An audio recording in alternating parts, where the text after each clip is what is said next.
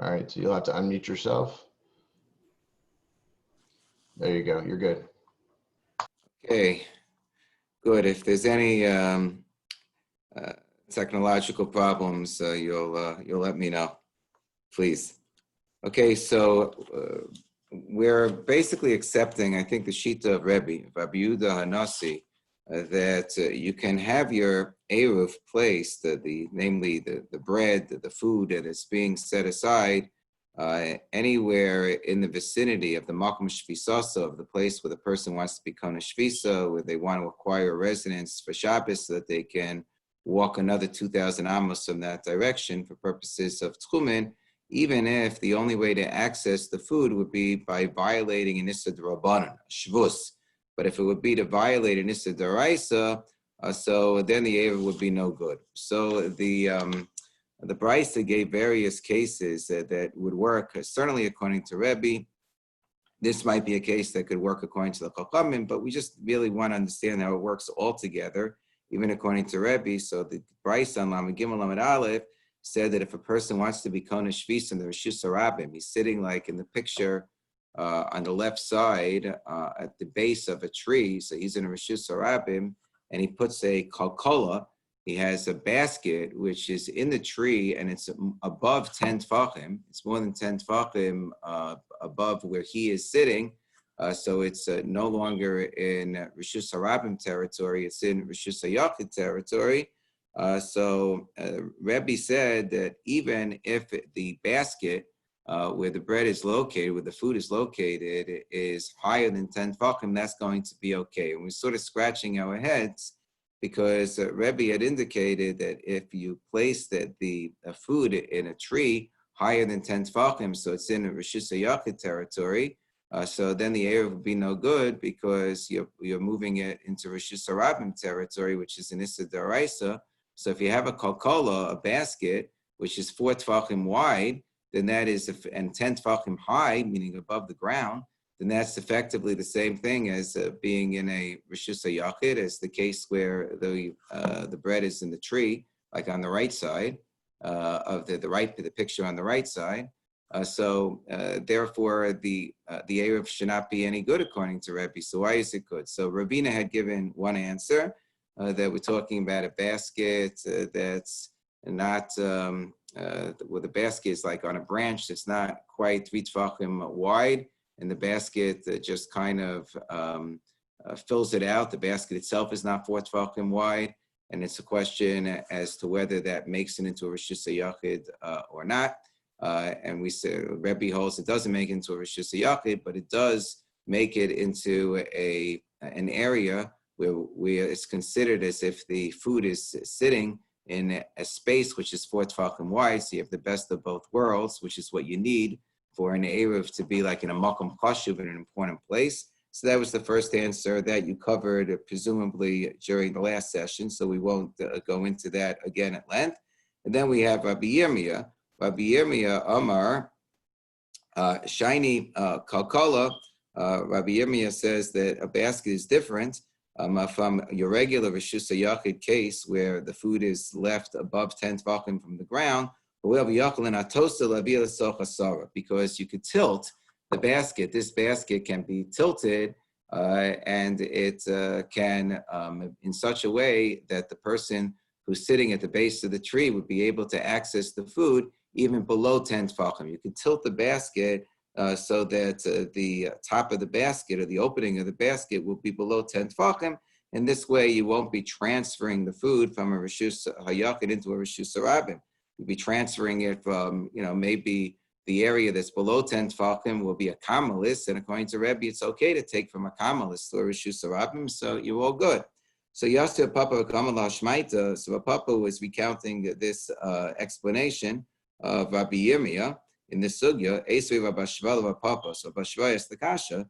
He said when a person is going to be kohen eruv altogether, so we have a case later on Lamed Ches Amud Aleph, which speaks about Ketzid Hu Oseh. Let's say that a person wants to be kohen eruv. I have a 2-day yontif. The first day is Friday, and the next day is Shabbos. So Thursday afternoon, he has to take the food with him to the location where he wants to acquire a residence. For you, you can say walk another 2,000 amos. Malicha barishon, makshich alav enotlo. He waits until it's night. He has to be there during Bein Hashmashos. He waits until nighttime, takes it back, because if it gets consumed or lost in the interim, he won't have it to rely upon the next day on Shabbos to make an Erev for Shabbos, an Erev Tchumen for Shabbos, Uvalo b'sheni, Uvalo. Uvalo b'sheni, and then he comes back the second day, which is Friday afternoon, and he sits there, with the food next to him, Makshik alav. He makes sure that it's there for the entire Bein Hashmashos. V'oklo, at that point in time, he was koneh his shvisa for Friday night, Shabbos, and since the food was there already, Bein Hashmashos, he can eat it because it did its job. He doesn't have to eat it, but why waste it? So Be'oklon, Rashi says it's a reshus, he can eat it. Uvalo, and then he can go back home to where he generally lives, but it's be considered as if he also acquired a residence 2,000 amos out. So if, let's say, Shabbos morning, he has a bar mitzvah to go to, 4,000 amos away from his normal home, he walks to this location, then he can walk another 2,000 amos. So Gemara asks the top of Lamadalim and Aleph, Amai, according to this principle that it's considered that if something can be tilted, that it's possible, to do something. So then we say that go ahead and that it's considered as if you've done it, like it's considered as if the basket that's above 10 tefachim has already been tilted. So why not consider it in this case? Similarly, apply that same principle of Hoel, that the person has the capacity to walk and to place their food down, 2,000 amos away. So why do they have to actually go there? I mean, in this case, he's sending a shliach, to take the food there. But why do you need to send the food altogether? Just say Hoel. Since he has the ability to walk there with the food, even though he didn't go there, it's as if he went there and he doesn't have to walk there altogether. So Rabbi Zera says, you're right. Once we subscribe to this principle of Hoel, that really could work, but we don't allow it.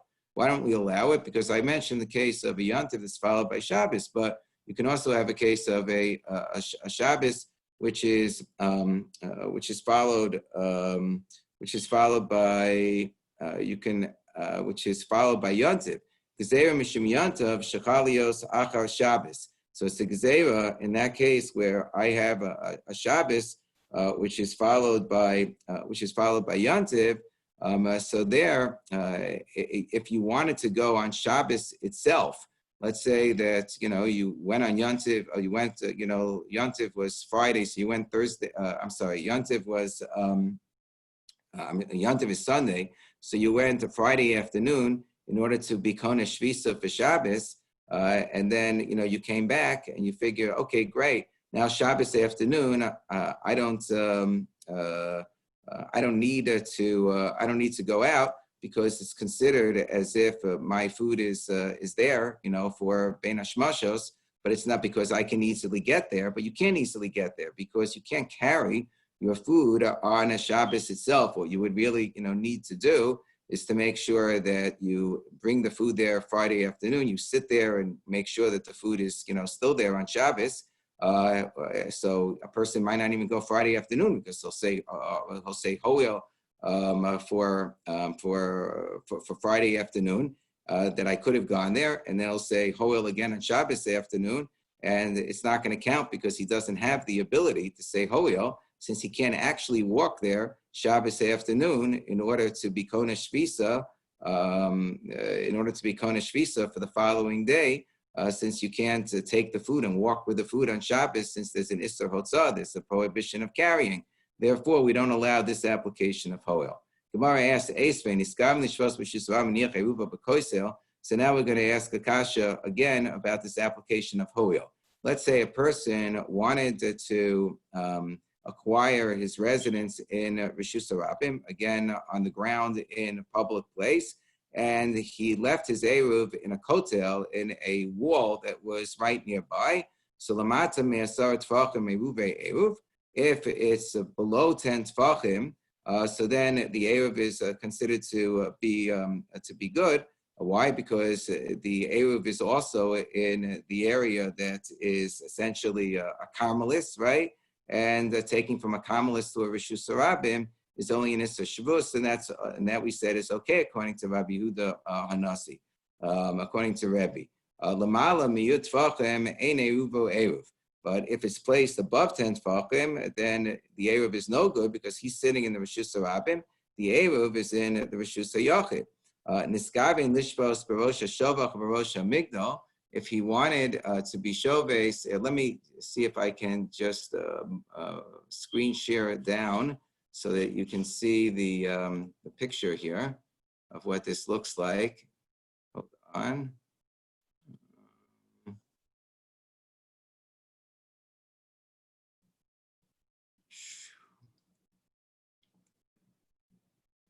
Having some trouble. Here we go.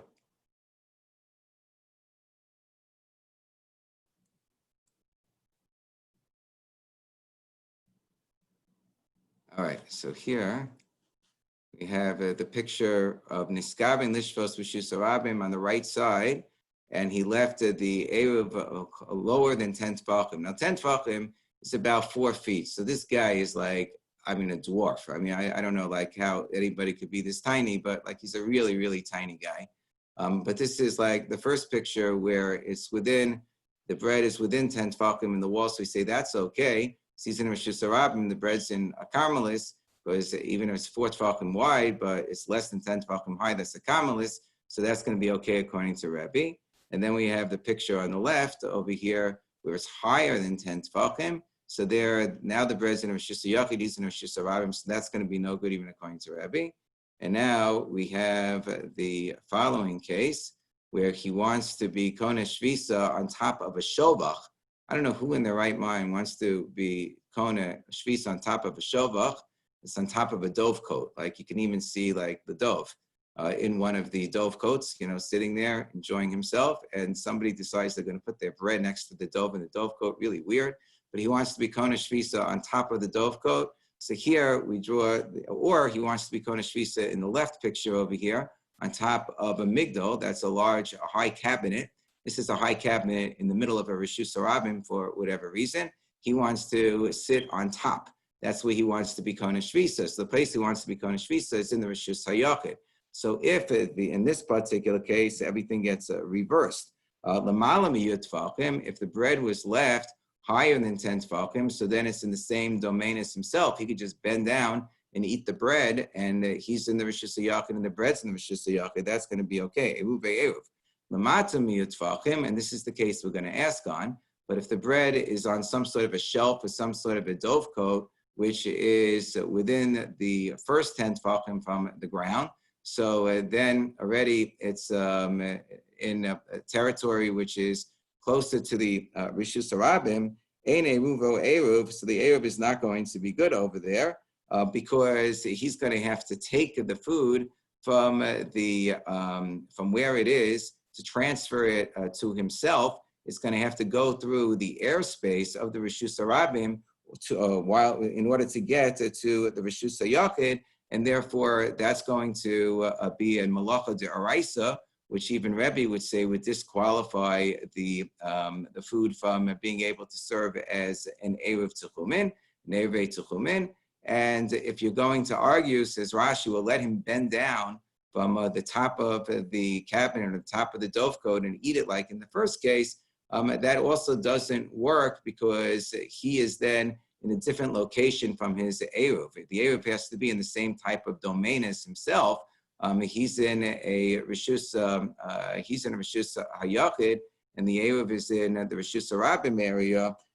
So we need for it to be for the eruv to be located in a. He's in a Rishus, right? So we need him to anan suuda ru'iyam boyam komo beinan. The food that he sets aside has to be in the place that he wants to acquire residence, the same type of domain, and it's in a different type of domain. So now getting back to the Gemara says, wait a second, but why in the latter case is this considered to be no good? V'amai haki nami, nema, why don't we say here as well, ho'il, v'yachol netoso la'avio b'desoch asara, that he can take the in migdal. Let's talk about the cabinet case. He can tilt over the cabinet So the cabinet is going to be within 10 tefachim. If you tilt it over, so then the place where he is right now will be on the bottom, and he will, and we can construe it as if he is within the same domain area as the bread, this challah, which is in the bottom 10 tefachim. He could be there as well. So why don't we say exactly the same thing in this particular case? So Amar Rabbi Yirmiyah. So now if he's going to be all the way on the bottom, it doesn't matter that he'll be in the Rishus Harabim. He can still take the bread from where it is, because it's in the bottom 10 tefachim, which is a karmelis, and taking from a karmelis to a Rishus Harabim is perfectly permissible according to Rebbe, because that's only a shvus. So Rabbi Yirmiyah hakol b'migdal mesumar askina. So Rabbi Yirmiyah says, no, here this particular case is different. We're talking about a cabinet which is nailed in. It's nailed in so that it's impossible to tilt. Unlike the kalkala case, kalkala, unlike the case of the basket, which we can tilt, the cabinet is not capable of being tilted. Rava says, no, we could even be talking about a cabinet which is capable of being tilted. Here we have somebody actually tilting the cabinet in the bottom right hand corner case over here. You can tilt the cabinet, and then he's going to be, on the, he'll be able to be sitting on the bottom in the Rishus Harabim, and you take, the bread, which will be more accessible in the same domain. But hacha b'migdal orach askinan, hacha b'migdal orach askinan, timimati leporta azol chutz li'aba amos. Here we're talking about a cabinet which is very, very tall, so that when you tilt it, and he's like on the top of the cabinet, he's going to end up all the way 4 amos removed from where he originally was, where the bread was originally placed. So we need him to be in a location to sit. We need to be able to say that it's considered as if it was already tilted, and therefore he is within a space of where the food was originally placed, where it would be mutzah for him to access the food. But it wouldn't be mutzah for him to access the food, because since the bottom areas of Rishus Harabim, he's going to tilt himself to be more than 4 amos away, and then he would have to carry the bread 4 amos in Rishus Harabim. To carry 4 amos in Rishus Harabim is a malacha de'oraisa. So we say, hey chidami, wait a second, but maybe there is another way that it can be considered that he can access the food in a way that he wouldn't violate an issa de'oraisa, because if we're dealing with a cabinet, idika kavsa umasna, laisi bekavsa umasna. If it's a cabinet that has a window in it, like over here in the picture, you see like a little bit of windows, like a dumbwaiter type of thing. You have a window and a rope, like like in the fire stations, right? Where the firemen go down the rope, with a trap door. If you have like a window opened up in the place where he wants to be kona shvisa, that's the kavna, is a window. And you have the misna, you have the rope that goes down to it, so he can just pull up with the rope. So then he doesn't have to he doesn't have to bring the bread into the airspace of the Rishus Harabim. He could just go straight from Karmelis territory to Rishus Hayakit territory, which would only be a shvus, and therefore that should also be okay according to Rebbe. So here we have a great answer that enables us to extricate ourselves from this Gemara. Delay stay kafsta umasna. We're talking about where it does not actually have a rope and an opening. So therefore, there isn't that option. If there would be that option, so in Akinami, that really should be able to work according to Rabbi Yirmiyah's answer. Rashi does provide another scenario, another way of explaining this latter case, which he says he actually prefers, which is not that the bread is in the cabinet itself. Then you have to imagine as it's tilting that the bread is tilting as well, and you have to explain we're not looking at that, we're looking where the bread originally was. This is a more convenient understanding. Person wants to establish his residence on the top of the cabinet, and the bread is either above 10 tefachim in the wall or below 10 tefachim in the wall, just like the first case here was talking about being in the wall. And then we have the question of whether you're able to tilt the cabinet or not. I have to tilt my screen. And if you tilt the cabinet in the Makom Shvisa, it's going to be more than 4 amos away, so you're still going to be up the creek. And the way in which the rope and the opening would be construed in this case would be that it would be coming from the cabinet itself. You'd be able to pull it inside, and we said that that doesn't really help when you don't have a little window and a little rope to pull it inside. If you did have a little window and a little rope, so that even if you're standing in a Rishus HaYakid area and the thing that you want to pull is in the Rishus HaRabim Mamish, that's only an Issa, it's only an Issa Shvus, it's only an Issa Drabanan to drag it towards you, like the case that we have later on in the Masechta, where somebody is on top of a roof and they have a Sefer Torah on a rope and the Sefer Torah falls from their hands even all the way to the ground. They're allowed, in order to avoid the disgrace, the bizayon of the Sefer Torah, to pull it towards them because it's only an Issa Shvus. So if I had the rope, it would only be an Issa Drabanan. But Lamaiseh, we don't have the rope, so therefore we don't have that option, and that's why we don't say Hoel in this case.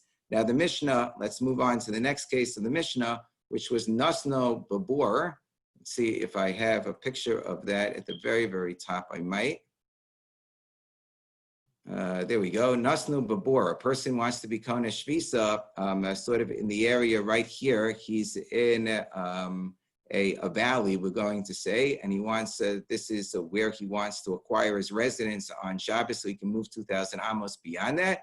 And he puts the challah, he puts his food at the very bottom of the pit, more than 10 tefachim deep into the pit, which is the Rishus HaYakid. So high board the kai hechi.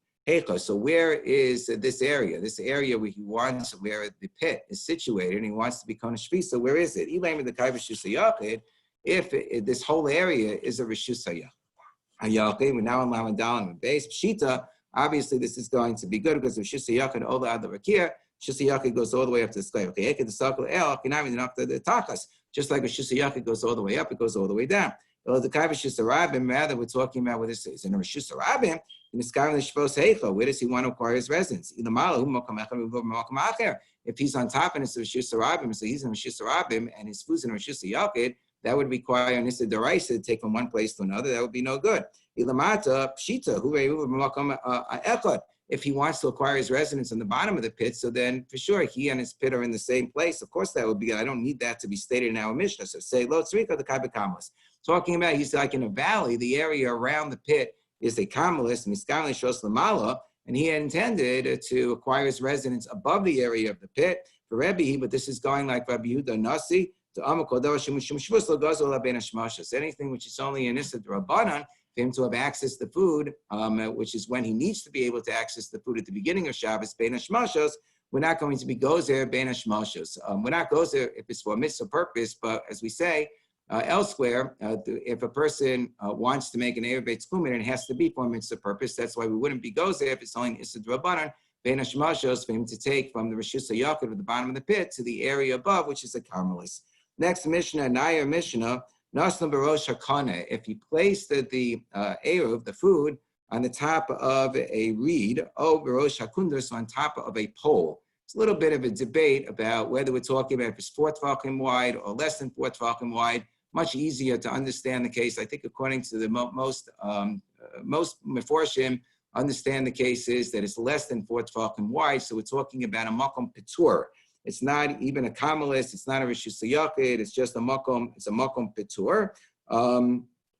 So then says the Mishnah, Bisman shu tolosh v'notes. If the reed or the pole has already been detached from the ground and now it's affixed, after it was detached, you're affixing it in the ground, but it's not considered to be something growing from the ground. It's just something that was detached that you now placed into the ground. Even if it's 100 amos tall, raise the eruv, and he wants to be kona shvisa underneath it, let's say in the Rishus HaRabim, so then this is going to be a valid eruv. So because if he's going to access the food on Shabbos during Ben Hashmashas, he'd be taking from a makom petur, which is perfectly permissible, and bringing it into a Rishus HaRabim.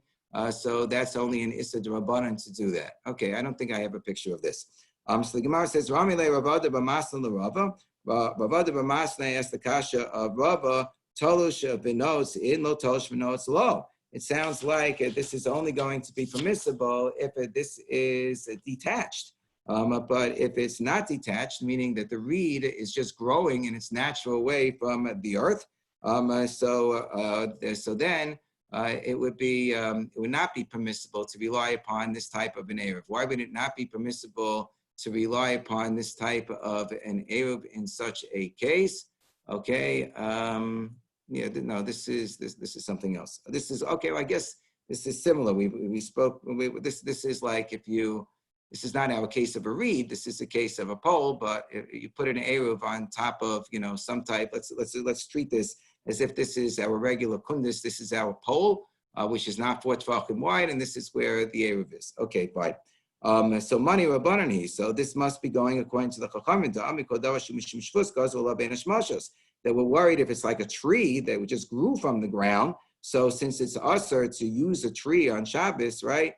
That you're not allowed to climb a tree on Shabbos because maybe you'll detach a branch. That's an issa d'rabbanan. So even though it's only for purposes of being kohen erevei tchumim bein hashmashos, the chachamim would say no.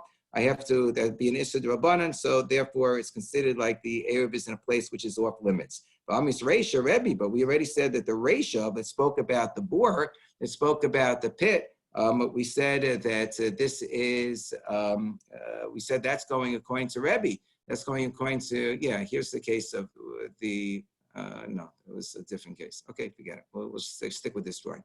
Okay, so Bahamis Reisha Rebbe. So it's a Reisha Rebbe, B'Seifa Rabbanan. So does that mean to imply that the Reisha of the Mishnah, one clause is going like Rebbe about the pit, and the second clause that's talking about putting the reed, putting the food on top of a reed or a pole is going according to the Chachamim.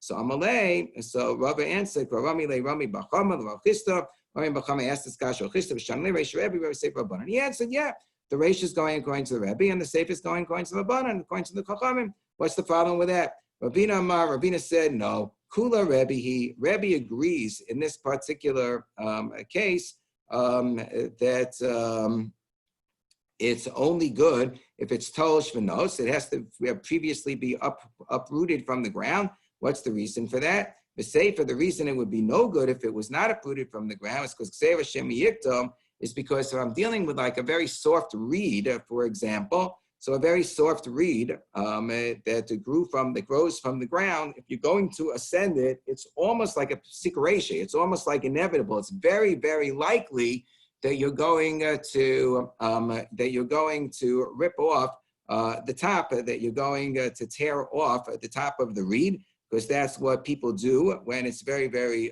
soft. And therefore, in this particular case, as Rashi says, it's a vadahi. I did the rachicha mikatma because of the fact that it's so soft that you're going to cut off a certain portion of the reed. And therefore, it's not just an issa d'rabbanan that we're worried about over here. It's almost a certainty you're going to violate kotzer, that you violated issa d'oraisa. And that's why Rebbe would say that if the reed was still growing from the ground, and then you wouldn't be allowed to place the eruv on it, because if you ascended the reed, you would almost certainly cut off from it. How pulmasa is the case of a pulmasa of a battalion, a station of the army of the king that was that came to a particular town. The Asla Naharda came to Naharda. Rav Nachman Puki. So Rav Nachman said, I guess in Erev Shabbos, Puka Avidu Kivushe Kivshi Be'agma Lamacho Nesav and Nesav Alayu. Said, let's bend a bunch of reeds, from that we are going to get from the Agma, from the swamp, and we'll be able to sit on it, because when the soldiers came, they were taking up a lot of space. So he said that we need to create new chairs for ourselves, because they didn't have like an abundance of chairs. The soldiers were going to take up all the spaces to sit, and we need to create makeshift chairs. We'll fold over these reeds. We'll bend over the reeds. So Esrei Rami Bacham Rav Nachman, Rami Bacham asked the Kasha Rav Nachman, said, but what about our Mishnah? Our Mishnah says, Talish notes in that you can only rely upon, ascending reeds on Shabbos if it was previously detached. Low Talish no notes, low. But if it was not a Talish, it was not previously cut, low Talish notes, I should say. If you're going to put it down on the ground and it wasn't, previously detached from the ground, we're worried that it's almost certain that you're going to cut it on Shabbos, that because of the fact that it's so soft as you're going to utilize it. So Amalei, no. Hasam Uzardin. When is it that we have to, treat it like you have to be worried that you're going to cut it? And that's when it's already treated like a tree. When you have the gezerah, like you have a gezerah, you're not allowed to ascend a tree, on Shabbos as an Issa D'Rabbanan. So it has to fall into that category. It has to be uzardin, meaning that if these are weeds that became hard like a tree. So when our Mishnah says that it has to previously be detached, that's only talking about uzardin, reeds that had already become hard like a tree. Where do we find this distinction between the reeds that already became hard and the reeds that did not already become hard? It's interesting, even if they already became hard, it still goes there because they're not as hard as a regular trunk, and therefore we're worried that you're going to chop off from them. So we say, Tanya, we have a brisa that draws such a distinction, saying that uzardin, those types of reeds are treated like a tree, as opposed to non-uzardin types of reeds. Because the brisa says, if I have reeds or I have thorn bushes or I have some type of a prickly tree, a thorn bushes, hagin, or like a prickly tree, min ilad hain, these are all different types of trees. They're treated like trees. What's the nafkamina? That if they were together if I needed to avoid having like vegetables that were growing alongside a vineyard, so they're not considered to be vegetables. For Einan Kilayim B'Kerem, they would not constitute Kilayim in a Kerem because they're not considered to be vegetation, they're considered to be trees. Betanya Idach, and we have another brisa that says, Hakanim Kedan Orbanin Min Yerakim, that when I have reeds or I have Kedan was an ingredient in the Ketoris called Orbanin, which is like a but Kedan is an ingredient in the Ketoris. The Orbanin is a type of a willow.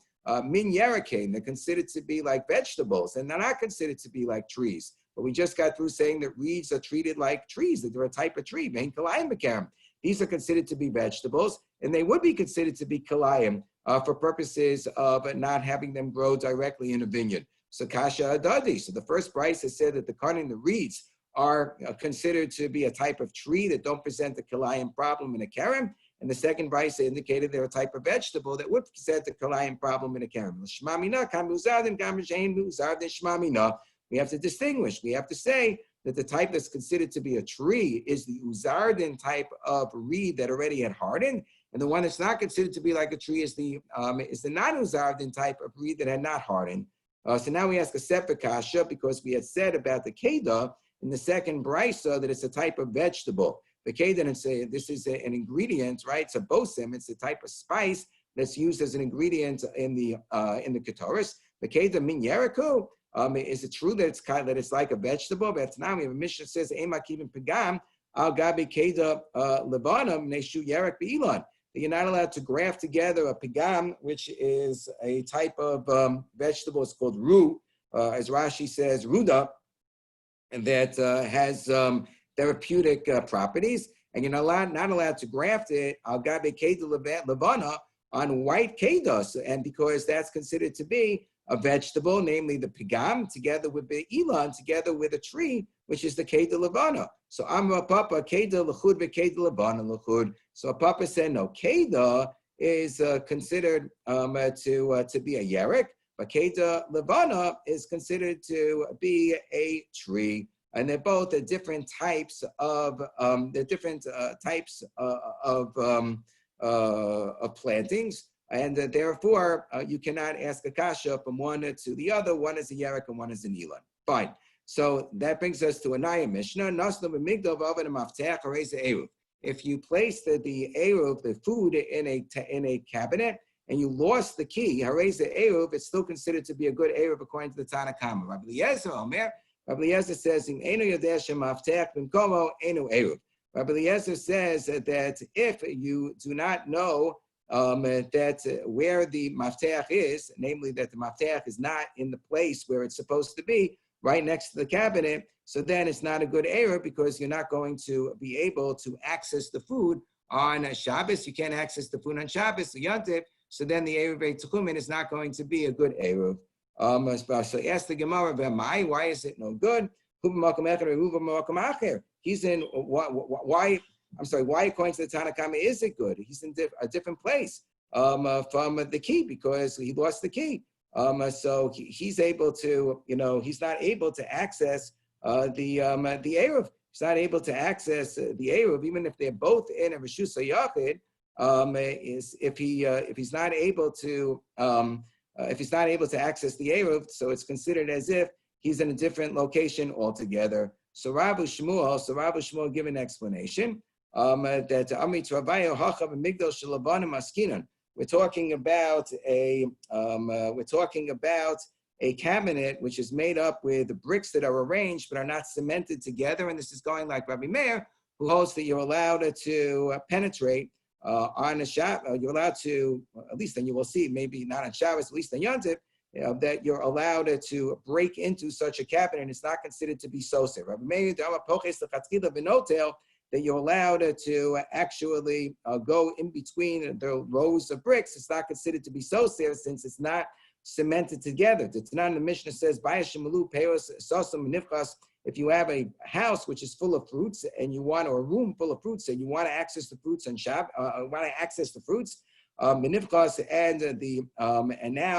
at the beginning of Shabbos, it was inaccessible. Now it opened it up. No tell me.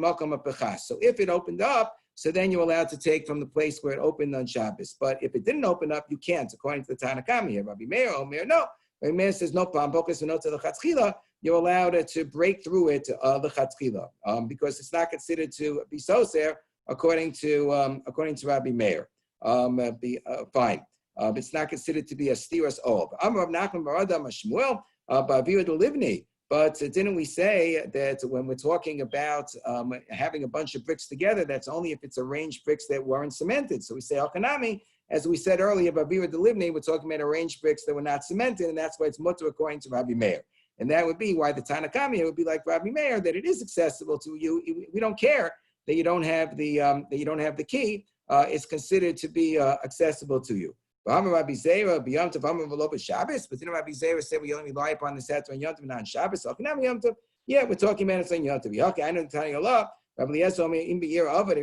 So now let's understand how this plays out. Rabbi Eliezer had said that if it was in the city where the person lost the key, Eruv or Eruv, then the Eruv is still considered to be a good Eruv because he has, we'll see, because if it's all within the bounded areas, the enclosed areas within the city, like the roofs and the parks that are all enclosed and the courtyards that are all enclosed, so he has the ability to, if he has the key, to bring it from one of those domains to another because they're all considered to be connected on Shabbos. They're all considered to be one domain. But if he lost it in the field, in Eruv or Eruv, then the Eruv is not considered to be a good Eruv because he wouldn't have the ability to bring the key to the place of the cabinet on Shabbos itself.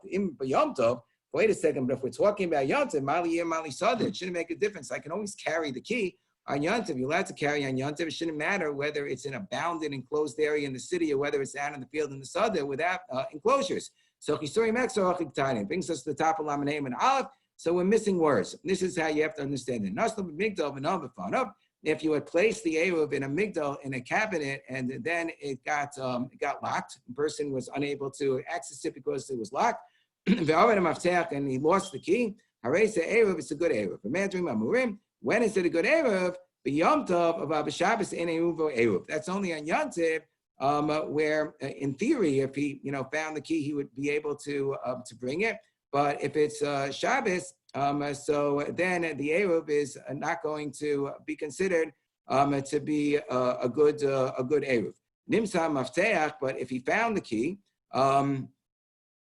so if he found the key, Bein Be'ir, Bein B'Sadeh, in Eruv or Eruv, if he found the key, it wouldn't really matter whether it was in the ear or the Sadeh. The Eruv is not a good Eruv because according to the Tanna Kama, even if you have enclosed areas, you can't move.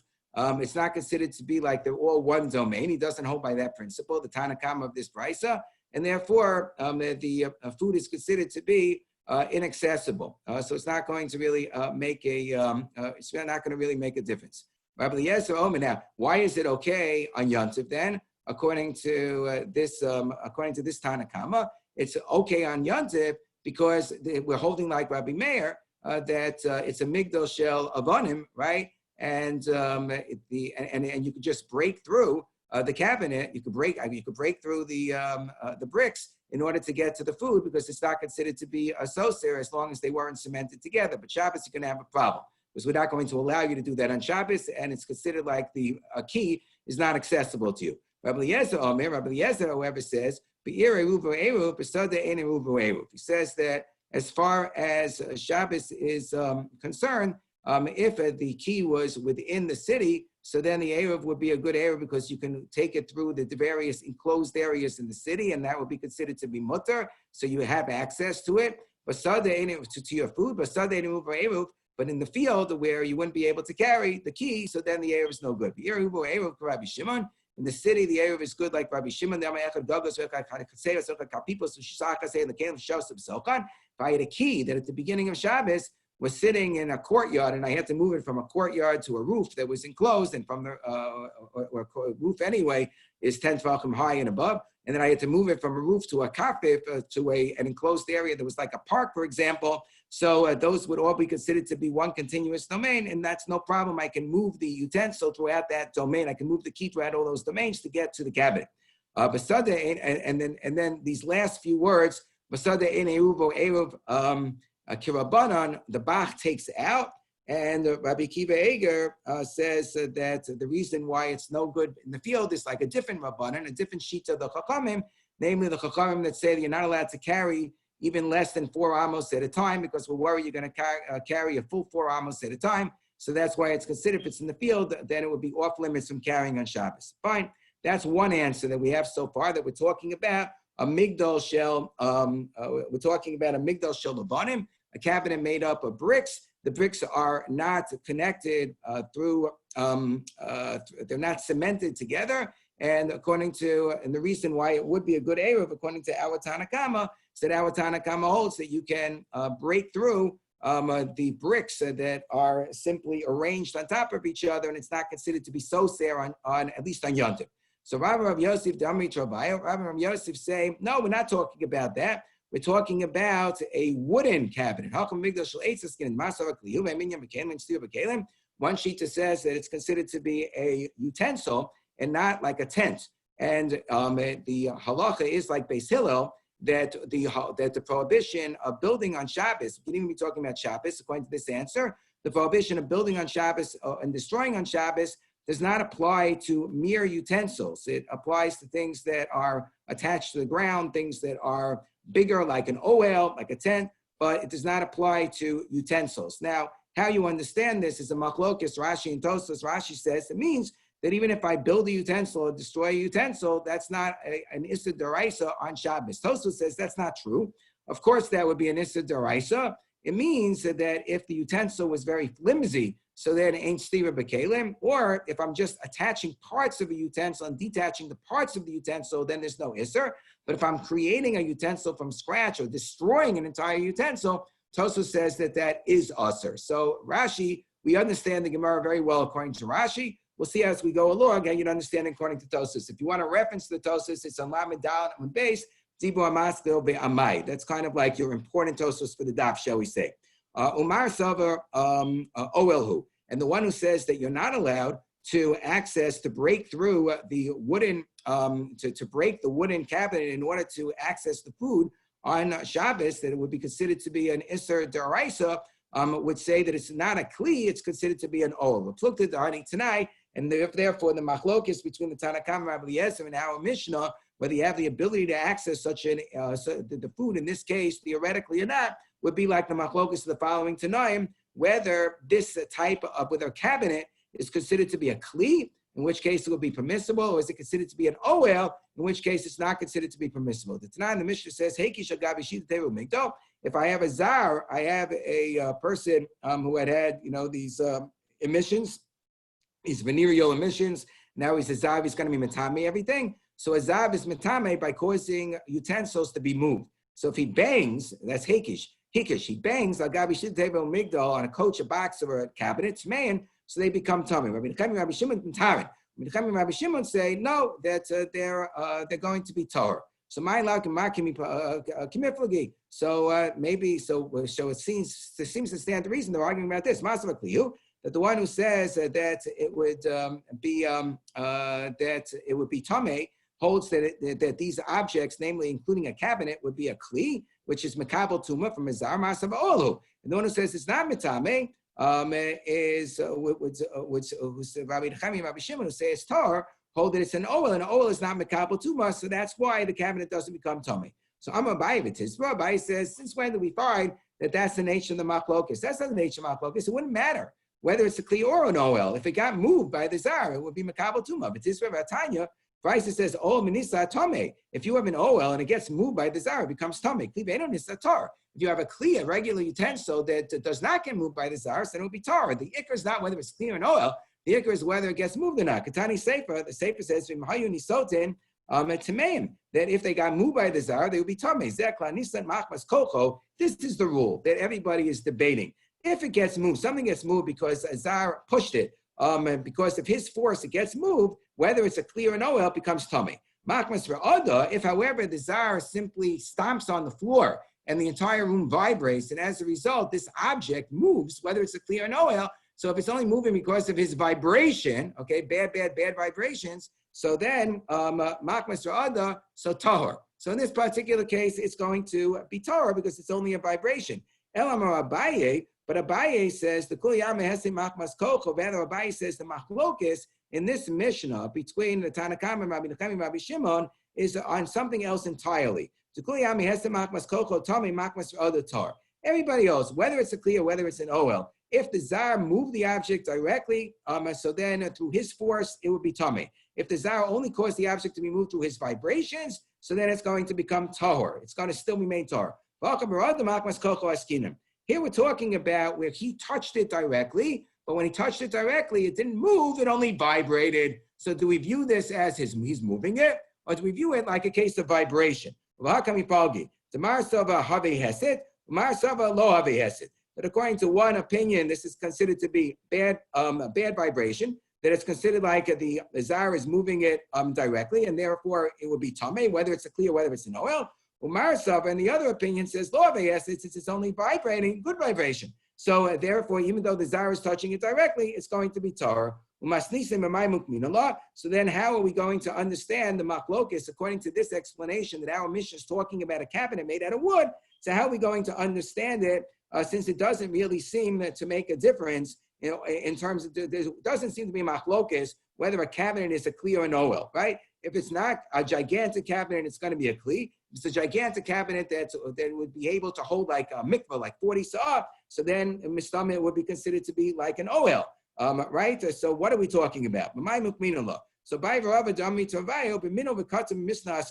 we're talking about, yes, it is a wooden cabinet, but the key is lost, but you can possibly access, you can open it because the lock is connected with a rope. If I would be able to break the rope, so then I would be able to open up the cabinet. And the question is, am I allowed to break the rope on Shabbos? I'm not breaking the cabinet itself. That's what Tosfos says. This isn't about, the ain binyan v'stira b'kelim in the sense that I would be allowed to break the cabinet. I couldn't break the cabinet, says Tosfos. But maybe I'd be allowed to break the rope. I need a knife in order to be able to break open this rope so that the lock will be disabled, so I'll be able to open up the cabinet. Tanakama Savala Rabbi Yossi. Tanakama holds like Rabbi Yossi. The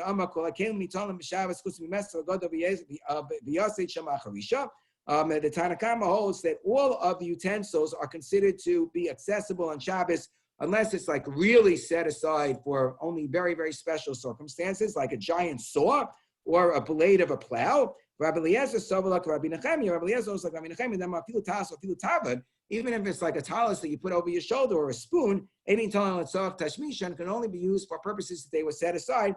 The knife was not set aside in order to break ropes. The knife was set aside to break bread and to cut meat. So therefore, he holds that you wouldn't be allowed to take it on Shabbos for purposes of cutting up the rope.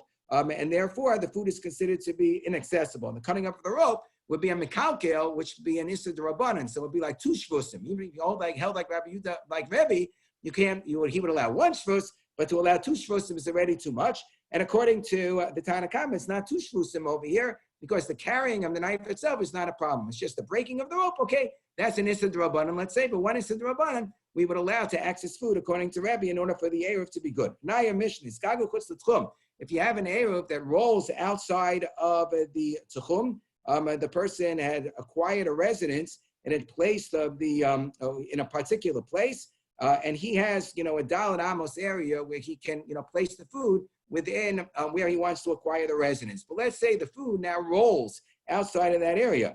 Nafal of Galo, the food became inaccessible for other reasons because I had like an avalanche fall on it, or nisraf, or it got burned. Truma v'nitmeis, it was truma, now it became tamei, so now you can't eat it anymore. If all of these things happened before Ben Hashmashos, then the food wasn't accessible during Ben Hashmashos, and therefore the person who wanted to acquire a residence in the place we placed the food did not succeed. It's not a good eruv. If it happened only after nightfall, so then that would be perfectly fine. The food was there when it needed to be there. So then it would be good eruv. What about if you don't know? You don't know when the food got burned. You don't know when the food rolled away. Rabbi Yehuda says if you don't know, so then you're stuck because maybe it is a good eruv. If you're in one location and the eruv is 2,000 amos away from where you are, so you wanted to be kona shvisa there on Shabbos. So you have to be worried. Maybe it was a good eruv, and therefore you can only walk in that direction on a Shabbos. Here is where you live in this little house over here on the bottom right-hand corner. You can walk between the house and the eruv. Maybe it's a perfectly good eruv, in which case you can't walk to the left side of your house. You can only walk to the eruv and then 2,000 amos beyond. But you also can't walk 2,000 amos beyond because maybe the eruv wasn't a good eruv. And therefore you were konesh visa only in your house and you can only walk 2,000 amos to the right and 2,000 amos to the left. So you are stuck in this little area, the 2,000 amos. You look at the little boundary lines on the bottom over here. And that you're stuck. You can only walk from the area of your house to the area of the eruv itself. Those 2,000 amos, you don't have 2,000 amos in every single direction. That's considered to be a chomer gomel, as the Gemara explains elsewhere. It's like a person who is leading a chomer, a donkey, and a camel. That the donkey is walking in front of him, and the camel is pushing him backwards, so he's kind of stuck. He can't walk forward and he can't walk backwards. Rabbi Yosef, Rabbi Shimon, Omim, Safek, Eruv, Kosher. Rabbi Yosef, Rabbi Shimon say, no, it's only a Safek whether the Eruv is no good, so therefore we're going to treat that as kosher. Rabbi Yosef, of Tumas Heid, he says that there was an edus, a testimony given by the man named Avtumas, Chacham named Avtumas, Mishum Chamisha Zikenim, a Safek Eruv Shekosher. He testified on behalf of 5 great rabbis that a Safek Eruv is considered to be kosher. So the Gemara now asks, so this case of the Mishnah, where if the eruv rolled, let's say before Bein Hashmashos, outside of the tchum, so then you don't have a good eruv. So Amar Rava Lo Shana Lo Shnitzgagu Chutz La'Ab Amos.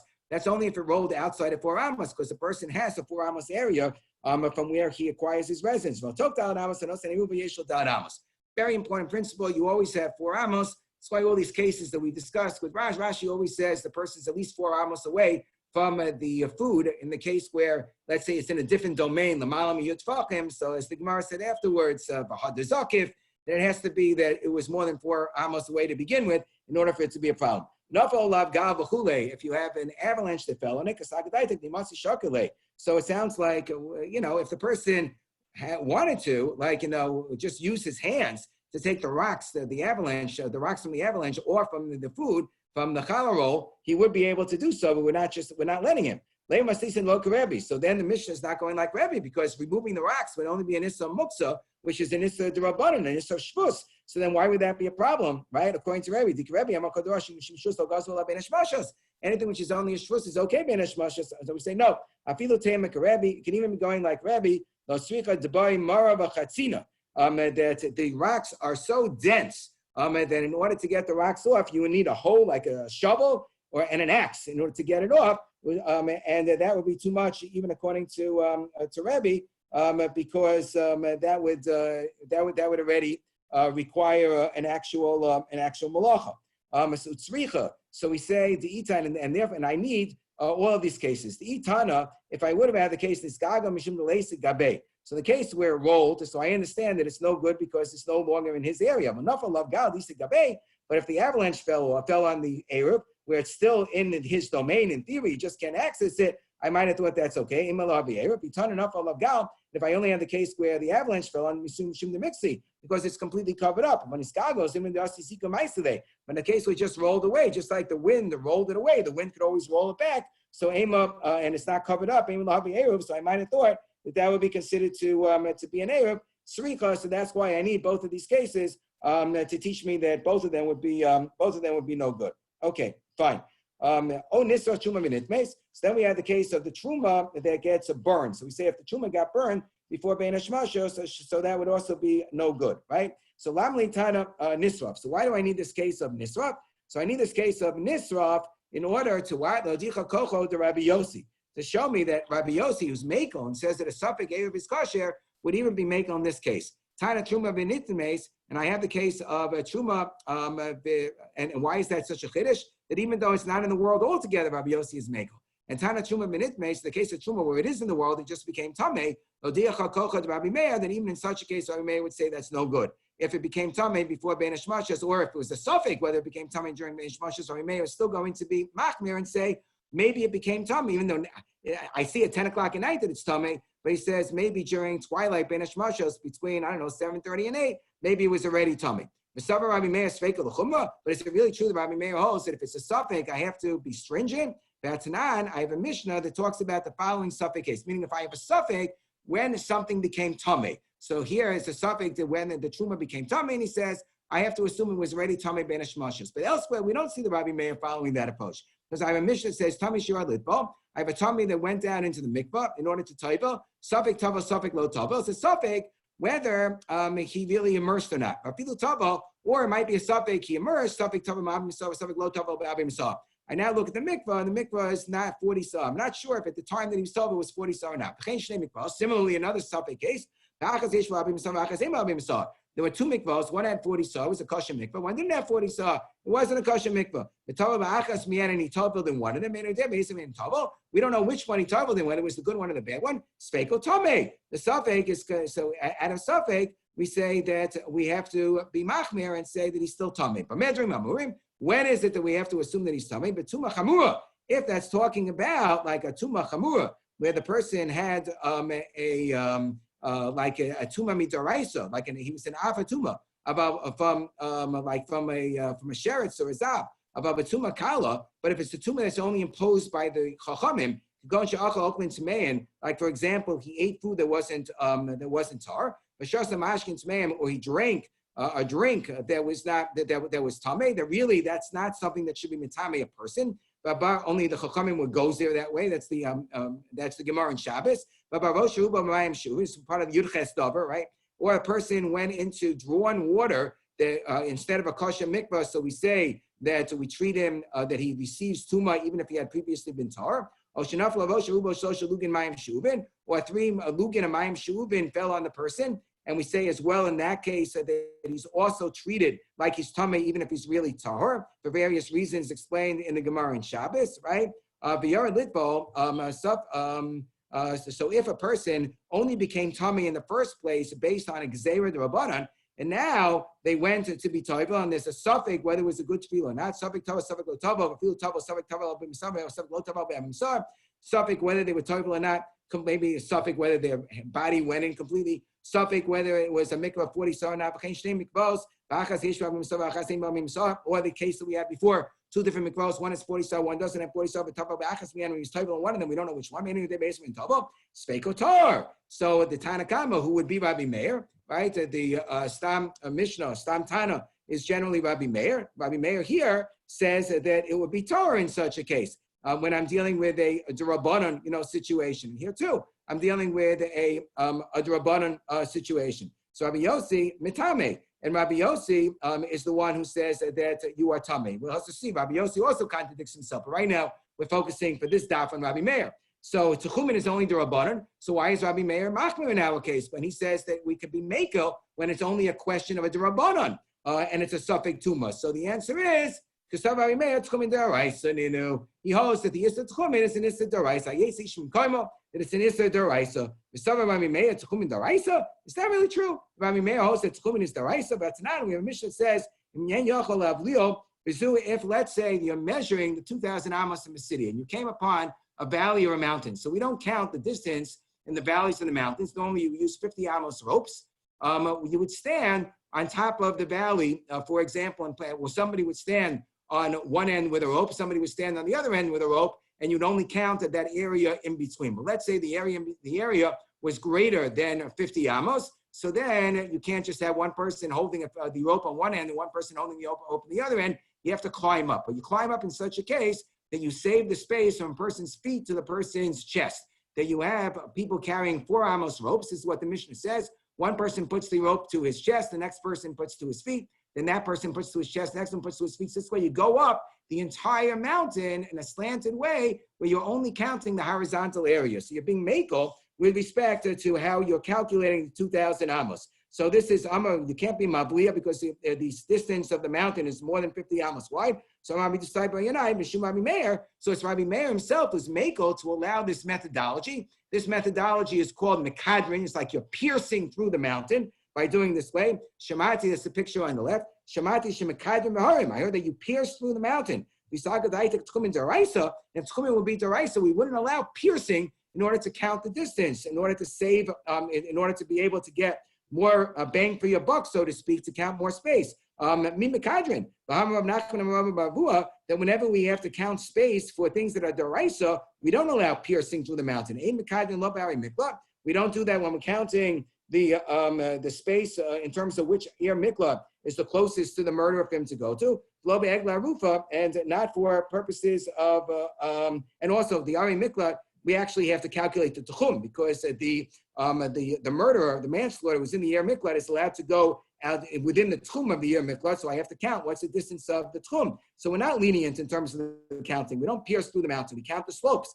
And also in terms of measuring the city that's closest to where somebody was murdered, that's the Egla Rufa counting. So we also measure the actual slopes and we don't pierce through them. And they change the Torah because that's a deraisa. So if Rabbi Meir allows piercing through the mountain, that seems to indicate that the Yosef Tchumen is actually Drabanan. So he said, Lo Kasha, no, that's only going according, when Rabbi Meir says, Shemati, Shemakadim, Harim, when Mako, when it comes to Tchumen, to pierce, that's not himself, that's Shemati, I heard. He heard that from his Rebbe. Lo Kasha, he himself is Machman, Ho Tchumen is Deraisa, Hadarabib, but his Rebbe is Mako. So Dekanami, the Tani Bezu, Amar Rabbi Dusai, Rabbi Baryana, Mishum, Rabbi Meir, Shemati. The proof is he said, Shemati, I heard it, Shemakadim, Harim, Shemami, that you pierce through mountains. So now we've established that if it's a deraisa, you have to be machmir. So then we have to ask the question. We have a case where a person touches somebody at night.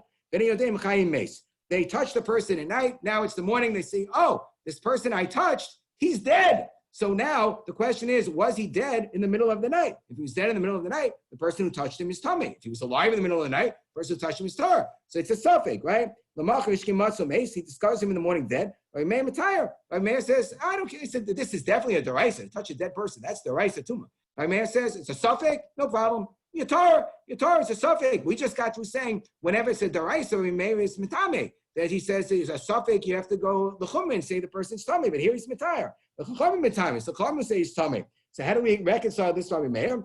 If the chum say he's tummy,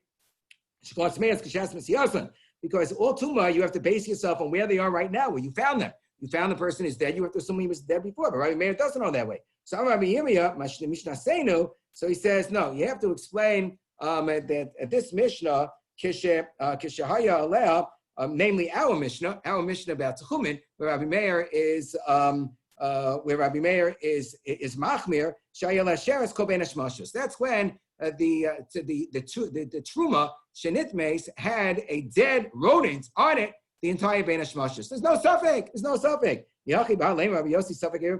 So then I don't understand. Then why would Rabbi Yossi say that it would be kosher? It's definitely tummy in that case. Rabbi Yossi, no. So Rabbi Yossi give a different explanation. Here we're talking about hacha b'shteki te'ida maskin. Talking about there were two groups of witnesses testifying when the truma became tamei, and they contradict each other. One says that the truma became tamei before Ben Hashmashas. The other one says it became Tameh only after nightfall. So there you have the machlokes that according to Rabbi Meir, since I have one entire group of witnesses, valid witnesses, who say this was Tameh the entire Ben Hashmashas, I have to worry about them. According to Rabbi Yossi, no, I have contradictory witnesses, so therefore they cancel each other out. Rav Amar, and this will be the last slide. Rav Amar Hasam Trei Chazaki L'Kula V'Chakada Chazaka L'Kula. Rav says, I'll explain to you the difference as to why it is that Rabbi Meir would be mitame in our Mishnah, but would be mitayer in the case where the person touched somebody in the middle of the night. When he touched somebody in the middle of the night, there are two different chazakos that enable us to be lenient that the person who touched the individual should still be tar. Number one, that I say hame meis al cheskaso, that the mace, I assume, it was alive yesterday, so therefore I should assume it was still alive Ben Hashmashas and only died afterwards. Number two, that the person who touched the mace had been tar yesterday, so therefore I'm going to assume that he's still tar, and whatever he did during the middle of the night, if there's a question about it, he's going to still be presumed to be tar. So I have two chazakas in my favor. In our Mishnah, Rabbi Meir is mitame because I only have one chazaka in my favor, namely that the truma was not tameh before Ben Hashmashas, and now the truma is tameh, so I have to be worried. Do I say the truma remained tahor during Ben Hashmashas, so that the truma didn't remain tahor? It's only one suffix. There's only one suffix. Rabbi Meir is going to be machler. If there are two sfeikos, so then even on a deraisa, Rabbi Meir is going to be mekel, and that is the end of today's double daf. Everybody should have a wonderful day. Thank you very much. Good to see you. Have a great day, everyone.